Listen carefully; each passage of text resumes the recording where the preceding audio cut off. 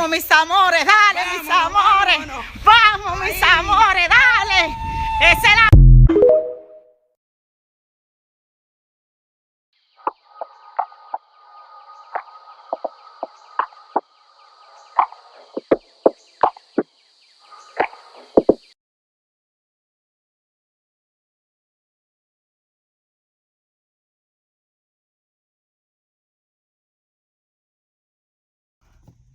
Hi guys, welcome back to my channel. This is Juliet Celeste, your favorite, well hopefully your favorite first generation Asian American woman, young woman living in Florida, particularly down south. This video is going to be discussing how I will attempt to budget for not even for May, but for the rest of as long as I can budget. Now that my debt is starting to decrease and I'm able to finally see where my money is going to, I decided that I wanted to create different sinking funds for different things in my life that I know I'm always going to have money for. And so why not start now than later? So let's get to it. I know you're thinking, oh, these are a lot of sinking funds, but a lot of these, majority of them are revolving. So that means every month I'm going to be using them, compared to some of them. They are like a backup for what if something happens. So let's get to it. Dermatologist, my goal is to save $5,000, and let me tell you why. Although I have insurance, and when I see my dermatologist for a regular appointment, it is $25, or I think it's $25 or $35 for a specialist fee. When he prescribes me certain things like medication, or I have to do a treatment because I have sensitive and acne prone skin, as well as scarring and hyperpigmentation that I'm trying to decrease the appearance for on my face and my body. Whatever he prescribes me, I already know it's not going to be covered by insurance, and majority of it is going to be out of pocket. So my goal is to put $5,000 aside, so that way I can cover it. There is no end goal for the $5,000, simply because I only see my dermatologist, I think 2 to 3 times, maybe 4 for low razzle dazzle throughout the year. But my prescriptions, they range from $5 all the way to $200. So the $25 is just the minimum that I plan on putting every month to eventually reach the $5,000. And every now and then, if I have a prescription I need to fill, I would just take it from the fund. Mental health, I do have my therapist that I see with, I have her for group sessions, and then I have individual one-on-one sessions. She is considered out of my network. Before, I believe she was in my network and I wasn't paying out of pocket so much for her. But now that I am paying more out of pocket through my new employer and through my new health insurance, my goal is to save $450. So without insurance, she charges $150. Now, I have Florida Blue. Florida Blue covers 50% of it because she's out of network. Unfortunately, when she has to see me, she has to charge me, and then I have to go through my insurance so that way they can reimburse me. That $150 out of pocket is charged to my credit card, and unfortunately, lately Florida Blue has been taking at least 30 days. So to prepare myself, I am starting to save $25 each paycheck. So by the time I reach $150, I'll have that $150 covered for, let's say, for instance, one billing cycle, and by the time the next billing cycle comes, I'm reimbursed that $75 that can pay for the half of the $150 that I was charged.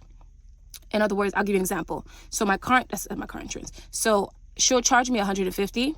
I'll send the claim to Florida Blue. Florida Blue will reimburse me $75, and because I already had my $75 for my part, I will only owe my credit card $75, and Florida Blue's giving me the $75, so it'll be paid. It'll balance out. The goal is to always have enough for 3 paid out-of-pocket sessions. I think I'm doing good on this. I need to check, but I'll keep you guys updated at the end of the month to let you know how much is in all of these sinking funds.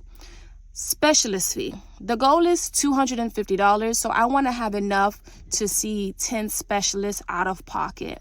Like I said, my insurance, they do charge a fee of $25 that I'm grateful for to see a specialist, no matter what specialist it is, because I think I have a PPO, so I can go to anybody. I just have to pay their specialist fee. Right now, I believe this sinking fund has $160. So what I plan on doing is, once I reach $250, I'm not going to put any more money in it because I have enough for 10 specialists. And thank God I'm not ill or sick or need to be seeing specialists so often. So once I reach this goal of $250, I'm going to close the sinking fund, put it in my high yield saving account that is entitled Get Yourself Together. And then I'm still gonna have the envelope in one of my binders, but I'm not gonna be feeding into it unless I start seeing specialists and it goes down. Dentist. I wish adulting is expensive, and nobody tells you that although you have dental insurance, you still gotta pay for stuff. And so that's one of the main reasons why I was in medical debt, because when I had to get my wisdom pulled, all 4 of them, because I got them pulled all at once, and I had to have that tooth repaired. And even in the past, when I had to have a filling, although dentists would cover 25 to 50%, sometimes 75, depending on what type of I would say appointment it was, whatever I had to get fixed or corrected, they would pay a portion, but I wouldn't have the money for it. So I had to create a dentist sinking fund. The reason why the goal is at $3,500 is because I called Florida Blue, I think I have, or Cigna. No, I have Cigna for dental. I called them and I was like, what is the most expensive procedure I can have done for my mouth, oral? And they explained to me root canals. And I was like, ooh, they told me a price. And I was like, imagine if I had to get 4 root canals times it. And that's how I got the $3,500. Now, I decided that I wanted to do a minimum of $45 every paycheck, simply because my dentist charges $45 per tooth for a filling. So I know that if I have $45 minimum, once I start saving it up, God forbid something happens, I'll have the money put aside. Emergency sinking funds. The goal is $10,000 at the end of this year. If I don't reach the $10,000 goal at the end of this year, I'm okay with pushing it back to January 2024. This is the only one I would say that has a date. Well, not this one, but these 2 have an exact date that I want to reach the goals by. Every month with my primary income, I plan on putting $200 away. I also do want to let you know, I started the 100 envelope challenge back in January. I think the total after stuffing all 100 envelopes should be $5,050. I did that challenge to contribute to my emergency fund of $10,000. So I know, besides the $5,050 that I will be putting from the 100 envelope challenge, technically with my primary job, the goal, let's see, is to put $4,950 from my primary job into the sinking funds. Currently, I have the emergency sinking fund labeled as You in Danger Girl with Capital One, and it is gaining interest. I think I have like $1,900 in it, which I'm excited for because that's the most money I've had since, I would say, 2021, because of so many financial hardships that I've had. So to be able to have $1,900 in my emergency fund, I am so grateful for. Now, I have a regular savings. This is my regular savings that I've always had since I think I was in high school. And the goal is to have 1,000 in that. Right now, it currently has 500 in it. And I'm willing to put a minimum of $25 every month into it. The move out challenge. When I calculated first, last, and deposit plus the minimal furniture that I need and the cleaning supplies that I would need, because the goal is to get a 1-1. The goal is $8,000. I currently don't have a goal on when I'm gonna move out, simply because I don't want to stress myself out and put so much pressure on myself to leave my mom's place, because she's not rushing me. I don't see the need to rush myself. So I've been putting $25 into it. At the same time, because I have the 2 part-time jobs, once I finish paying off my medical and the personal loan, majority of those paychecks will be going towards emergency fund, regular savings, and the move out challenge. Oh, and the new vehicle. So yes, $25 minimum, and the goal is $8,000. New vehicle. I've always had a gently used Beauty. I call it Beauty. I have had the same car, my very first car, since 2017. It's a 2001 Honda Civic. I think I have 210,000 miles on it. When I lived in Orlando, when I moved to Orlando in 2014, I got the car in 2017. So we're in 2023 now. I've had the car for 6 years, and I've driven it every single city throughout the state of Florida. I've driven it from Orlando to Miami, to Homestead, to Tampa, to Jacksonville, to Tallahassee. I've done round trips in 1 day, in 2 days. Like, it's gotten me everywhere. And I don't plan on getting a new car until I'm actually in my career field and I'm financially stable. Although everybody around me is telling me to get a new car, I simply can't afford it. I can't afford the car maintenance. I can't afford the car itself. And I definitely cannot afford the insurance yet. I'm not saying I never can afford it, because that would feel like that would be not true, but I can't afford it yet, simply because it's too much. I just can't. So my new goal is to get a new used vehicle.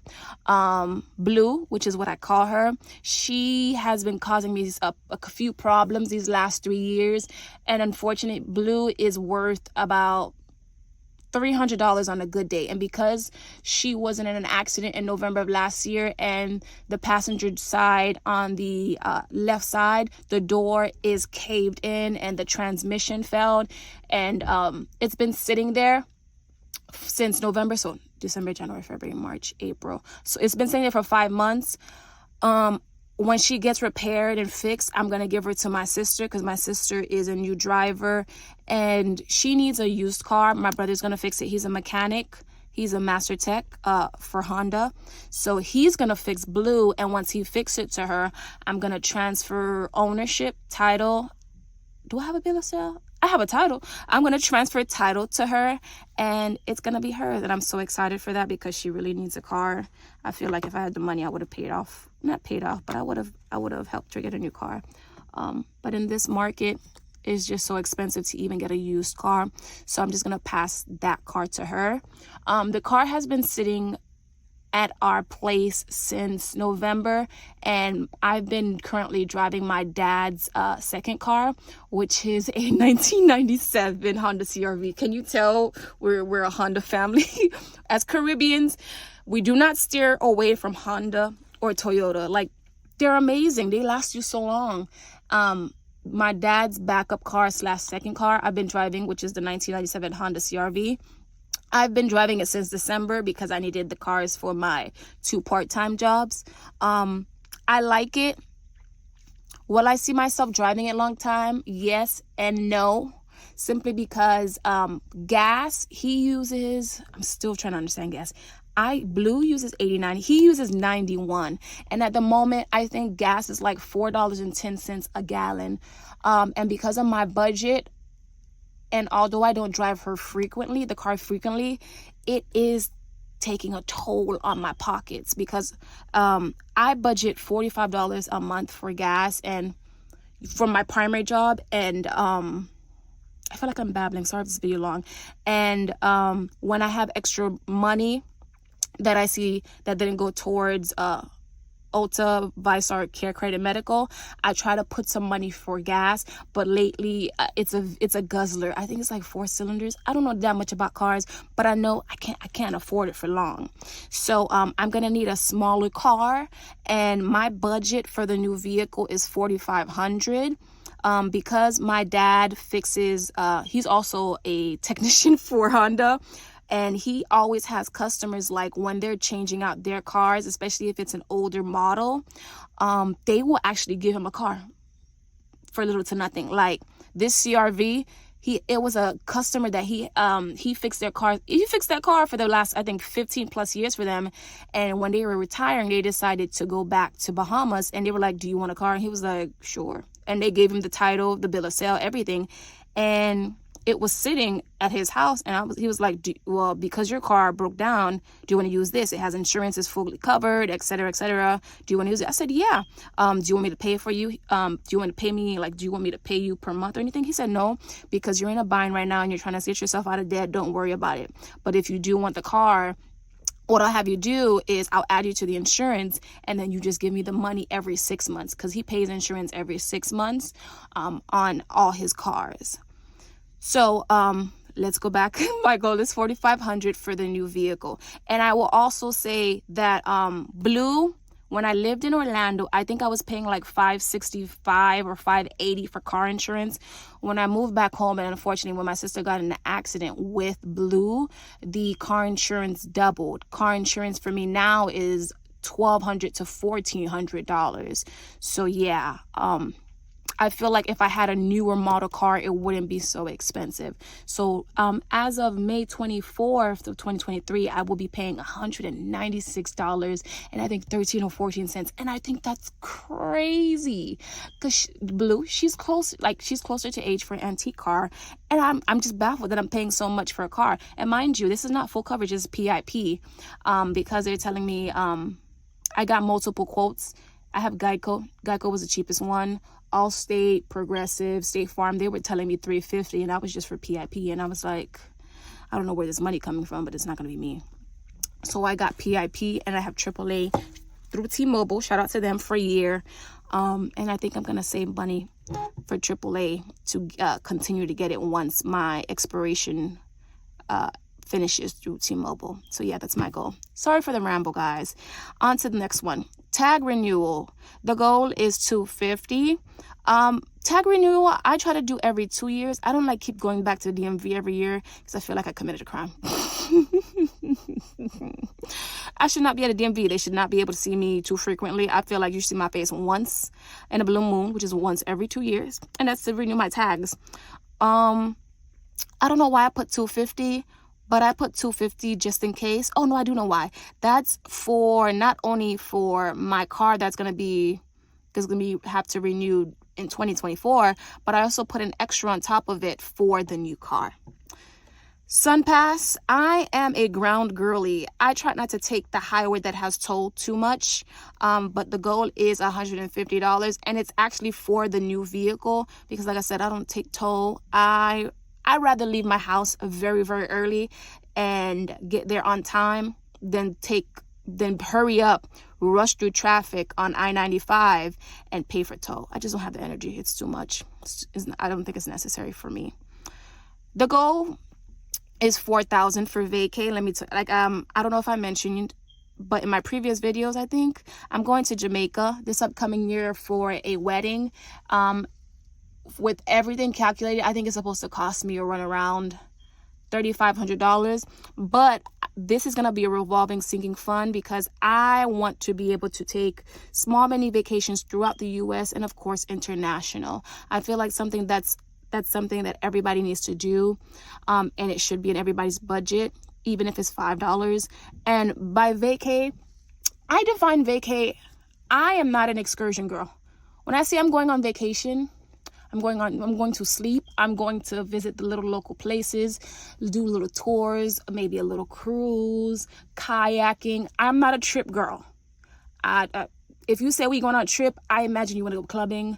I imagine you want to go, it's not so long. Like you want to do excursions. Like you want to go, let's do a lot of stuff in a little amount of time, and I'm not down for it. I'm a vacay girly. I feel like I got to be there for at least 3 to 5 days. No more than a week unless God like God allows me to be wealthy, and then of course, you know, I'll have a leisure vacation. But the goal is 4,000. Any extra money, what I'll do is I'll start planning like little trips I want to do, because I do want to go to law school soon. So what I'll do is I'll start adding extra income to vacay every month, because the minimum is $100 to states that I want to tour, where my law school of choices are going to be. Like I want to go to FAMU, Howard, UCLA, Duke. So I do plan on visiting the states in which these schools currently reside in, just to see if I want to continue to have them on my list and apply, or if I want to change my mind and take them off. Now, new laptop, the goal is $3,000. Like I said, I am going to law school. My current laptop has not been updating. The cloud has its moments where it's failing, and I know that I'm going to need a new laptop for work, particularly, and for school. So I need to save money for the laptop. The reason the goal is so high is because this includes the laptop, the accessories, and the insurance. The goal is to put a minimum of $50. If I can put more, great. Goal now for new phone. I don't need a new phone. My phone is up to date. I feel like it's going to last me until I no longer want it and I want a new phone. And I currently don't want a new phone. I don't plan on having one. But my mom needs a new phone. I pay her phone bill. I've been paying it for the last, I think, 5 to 7 years. And she needs a new phone. And the reason why I want to pay out of pocket for it is because I don't want to make monthly payments on it. Now, I know you're probably imagining $1,500 is a lot for a new phone. The goal is $1,500 simply because I want to pay for the phone. I want to pay for the accessories. I want to transfer her over from Simple Mobile to T-Mobile. And then I also want to have at least 3 to maybe 6 months worth of the bill just sitting there, because I'm going to law school soon, and I know the first year money may be tight, so I want to be able to cover her for the 3 to 6 months, and then when she has saved enough money, she can start paying the bill herself. Beauty and All, the goal is $500. Beauty and All covers feminine hygiene, it covers hair care. Yeah, it covers those. And I'm low maintenance. Am I low maintenance, or do I just not have enough money? I do my nails, mani-pedi monthly. I do my own hair. I only go to my beautician once every, I go every 6 months now, but I used to go every 3 to 4 months. I get my eyebrows when I feel like it. I have a wax kit here. I don't really wax that much unless I wax myself. And yeah, I mean, I think Beauty and All, that's enough. And of course, you know, feminine hygienes, I buy in bulk. So I don't buy it like every month. And I buy them on sale or clearance. So I don't need that much. Like even we're in April. I think the last time I bought beauty products was in December. So it's been a while. And yeah, I think $500 is enough. And yeah, we buy in bulk. Costco, toothpaste, everything is in bulk. So I feel like $500 is enough. Every month I will add $10. Now clothing, the goal is $1,000, with me putting $10 every month. I am a baggy girl in the sense of I love oversized clothing. I love a leisure look. And lately my weight, although it has been fluctuating, when I was at my heaviest, I realized I bought a couple clothes that were just too big. Like I don't even look oversized anymore. I look like my clothes is drowning me. So I need a new wardrobe. Also, majority of the clothes I've had them since high school, and high school is almost 10 years ago. So if you like, a lot of my clothes they're worn with love. They're taken care of. It's just they're outdated and they don't fit like they used to. So I need to get more clothes and update my wardrobe. So $10 every month. I think I'm going to put an asterisk to this, just so that way I can know that it's very high importance that I try to add more money to it, simply because the more money I have, the quicker it'll be to get the clothes. Fur baby, the goal is $750, and I'm going to put $1 minimum every month. Like I told you guys in my previous video, the goal is to have a golden retriever or a Labrador. Those are family dogs. They're also, I would say, they're medium/large dogs.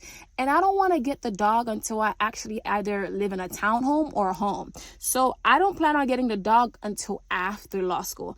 I'm saving up and I'm taking my time with that because that's in the future for me. I put $750 because I plan on getting the dog at the dog pound or animal shelter. This is to cover vaccination, their first bath at the cleaners, to get their dog food, to get the to cover the basic things. Let me know, comment below if you think this is too much or if it's not enough, and I'll continue to do research and see how much it should be.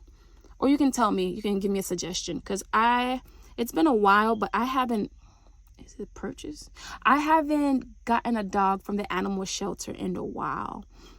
Now, the goal for Bobble is $150. This is for the stray cats that I feed near my home. I try to put a minimum for my primary job, $10 every month, because at the part-time jobs, I don't know if you guys have noticed my previous video, but I have been putting some of the money that I have left over from my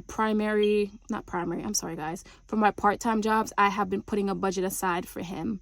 I so badly want to adopt him, but where we live is just too small and I don't feel comfortable. I would feel bad if he came and we put him in such a small place where he can't even look out the window and roam around, because sometimes, although cats are self-dependent they need the space to roam, and I feel like he wouldn't be properly roam or comfortably roam. The goal is $150. If I surpass that, beautiful, but if I surpass, like if I get to $150, this is $150 always after I feed him for the month. So this is going to be revolving. Camera, because I plan on documenting more of my life and I don't want to do it all on the phone. I want to be like my parents, or even like the older generation. I want to come back and have VHS tapes, but now on CDs. I want CDs, y'all. I want to be able to burn a CD. If you know, you know. I want to be able to put memories on a CD for the future generation of my family. And I also want to start creating album books just for memories with friends and family.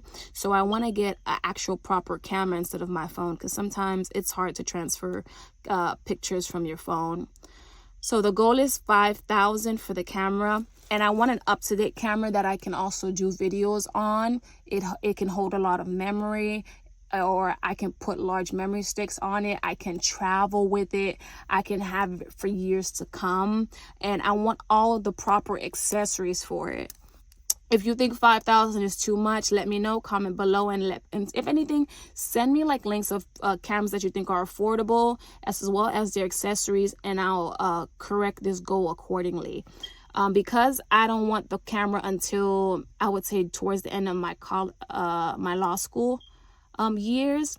I am using my phone currently for memories. I'm okay with putting a minimum of $5 every month. If I can afford to put more, I'll put more, but this is always going to be the minimum. Side note, all these are always going to be minimums that I'm putting into these accounts. So say, for instance, if I have a rollover of $25 that I want to put towards certain sinking funds, I'm going to look at sinking funds that are under $25 and allocate them accordingly. I'm not going to use that $25 on just one sinking fund, if that makes sense. So I'll give an example. If I have a rollover of $25, I'm going to put 10 in clothing, 10 for Bobble, and then 5 for camera, instead of picking and putting it into car tag, renewal, car maintenance, unless I have to, because those are coming up. But if I don't have to put them because they're coming up, I'm going to allocate it into more envelopes. Now, the goal for meal preps as groceries is monthly. There is no goal for it. Let me tell you why. Every month, I always put $500 for meal prep / groceries. At the moment, groceries, although it's expensive, we shop at little mom and pop groceries / supermarkets. There's a lot of those here in my neighborhood. And as Caribbeans, we don't really go to like Walmart, Publix, Winn-Dixie, these large chain stores, I would say, corporations, simply because a lot of the stuff that my parents or my loved ones eat that are associated with back home is found at these little mom and pop grocery / supermarkets, and they're very, very cheap. Everything is affordable. So the goal is always $500 for meal prep and groceries, and it's always revolving. Now, gas, the goal is always going to be $100 monthly, and I always want to put minimum $45 because that's how much it takes to fill my gas tank if I'm on E. The more money I have in this, the better. This is the one envelope I will say that it's revolving, in the sense of, if at the end of the month I have $5, I'm not gonna remove the $5 and put it towards my even bigger budget. I'm gonna keep the $5 in there and add my regular $45, because gas, like I said, is getting expensive, and I can't afford to remove money unless I'm paying for gas from this envelope. Eat out / entertainment. The goal for eat out is $75, and then the goal for entertainment is $150 monthly. You're probably thinking that's a lot of money. I like to have outings with my siblings, just to, although we're all getting older, the goal is to always be able to have fun. We didn't really go out a lot as kids, and now that we're adults, I want us to kind of enjoy life a little bit, see things, and it's the 5 of us. Okay. We all have similar names except my little brother, Christopher. But we all start with a J. All our initials are JC. So I try to do this once a month. Let's see. I think by the time you see this video, we're in April. May is Haitian Flag Day. It's also Haitian Mother's Day, American Mother's Day, and my mother's birthday. So we may skip May activities, or we may do something in May, but it's not going to be so big. So we may do something, and this $150 will cover everything for all 5 of us. So yeah, the goal eat out is $75 for the month. So let's see, if that means per week, we're looking at $18, which is very reasonable. Car insurance, the goal is $2,400, and that's to cover for a year. Right now I'm shooting for $200 to fill it up for at least 6 months, and then add on to it and cover for a year. Now we're almost done, guys. The goal for 1 month ahead, I calculated, this is if I'm still living at home. Once eventually when I do move out, this will increase, but for right now it's $2,500, and this is to cover my bills for 1 month ahead, and the goal is $50. If I have extra money, I would throw towards it. Self-care, the goal is I think I put $200 monthly. Like I said, I get a mani and pedi. That runs me $75 to $100 every 6 weeks. If I need to get my eyebrows threaded plus tip, that's $15. My underarms, I want to attempt to wax them myself. I did it once. I got a little 3rd-degree burn. We're not gonna talk about that though. And my hair, I know that eventually, I think my hairstylist charges $125 when I gotta go to her to get my wash, trim, and style. $125. So we're looking at $240. So $300 is the goal, and I'm okay with that. Also the self-care, I think I put it at $300 because it's like if I want to buy little accessories, like little extra things that I feel like would better my overall wellness health regimen for my body. So like extra teas, let's see, things that don't fit in beauty, extra teas, extra tools that I want. Let's see, extra teas, like hair accessories, the little simple things that I feel like would bring me a little joy. And then last but not least, buffer. But this is a physical cash buffer, because I have a $100 buffer in my account because I have TD, and because I'm over the age of 25, they charge a fee if your account falls under 100. I think they charge a monthly fee of $15. So I always try to make sure my account lately, these past few months, it doesn't fall under $100, so they won't charge me whatever fee they want to call it. But I want a physical buffer just in case if I need to pull money from somewhere, like say for instance, if I want to pull money from Eat Out and I don't have enough, I want to be able to take some from Buffer and be able to cover instead of having to use my credit card. The goal is to have $500 of physical cash buffer. So when I added all this, it came out to $1,616 that I would be allocating if I want to allocate all these sinking funds / cash envelopes in a month. It'd be $1,616. Now I get paid $2,785.93 once a month on the last day of every month, except if that date is scheduled to fall on a weekend, I'll be paid Friday prior. So I believe April 30th is falling on a Sunday, so I'm scheduled to actually be paid, let's see, the 28th, which is that Friday. So I get paid once a month, and I get paid $2,785.93. So that means I would have $1,169.93 to pay for my bills. My bills include Ulta MasterCard, my regular car insurance, not including this, because this right here, the car insurance that you see, is I'm building for future car insurance, not my current car insurance.